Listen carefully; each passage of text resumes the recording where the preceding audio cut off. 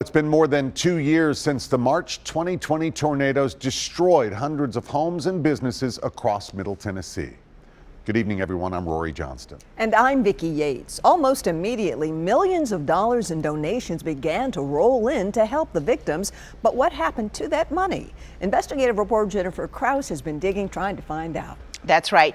You know, we started by going to the Community Foundation of Middle Tennessee. They had the big job of making sure those donations wound up in the right hands. We have spent weeks asking questions, but surprisingly, we did not get a lot of answers. It was one of the worst tornado outbreaks in Tennessee history. 25 people died when powerful tornadoes slammed into Nashville and then Wilson and Putnam counties in the early morning hours of March 3rd, 2020. And as word of the disaster spread, donations started pouring in. The Community Foundation of Middle Tennessee just created a fund, with all the money going to the Community Foundation of Middle Tennessee. We took in about $12.5 million total. And came from all over the world. But what happened to that money? The Community Foundation, believe it or not, is insane. We feel confident in our level of transparency to this point. Amy Fair oversees disaster relief at the Community Foundation. This 2012 agreement with the mayor's office put the foundation in charge of the collection and distribution of donations in Nashville after disasters, not directly to individuals, but to nonprofits and churches that work with survivors and identify who needs what. We distribute the money to organizations that we have relationships with, that we walk alongside in disaster. The Community Foundation describes on its website how transparency is a critical component in disaster grant making. But when we asked to see a breakdown of how donors' dollars were spent, the Community Foundation told us no. It's always a concern when the public asks for a reasonable amount of accountability about how their donations were spent, and they don't get an adequate response. Lori Styron is the executive director of Charity Watch, a national group that investigates charities and how efficiently they raise and spend the money entrusted to them. And she says charities must be transparent. If I give you X amount of money, what will you accomplish with it? The Community Foundation told us to look at their tornado response website. And you think what's on the website is enough? Yes, I do.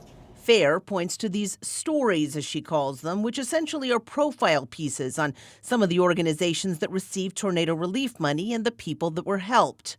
But Charity Watch's Lori Styron says it's really inadequate. What's missing here are specifics. What did they accomplish? And it can't be something vague like we built houses or we helped pay mortgages. It has to be quantifiable. How many houses did you build? How many people did you help? The website does have a list of all tornado grant recipients and how much each got. But if you're looking for details, most of the early grants simply say they were used to support relief efforts in the aftermath of the March 2020 tornadoes. That doesn't tell people anything. Right. We'll get more granular in that final report. Fair says she plans to put together a final report once all the tornado relief work is done, hopefully by the end of this year. But do you think you're sharing enough information? I do for the time right now. I mean, we provide the information on the website. We're not required to, but we do. Fair told us if we wanted specifics to ask the grant recipients themselves. So we did.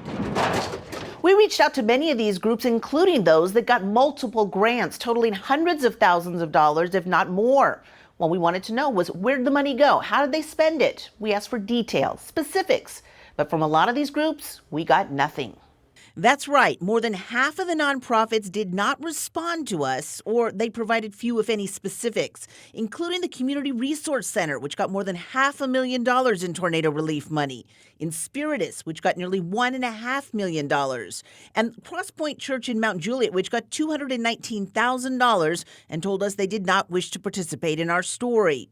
And there were plenty of others as well that got money but wouldn't tell us where it went. Well, they told us who they're responsible to, who received the money. We know how all of them used the money.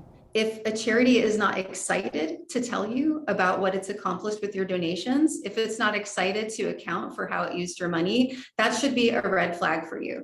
And Styron warns donors may not be so generous the next time disaster strikes. When people stop trusting that charities are going to be accountable for their donations, then they stop donating.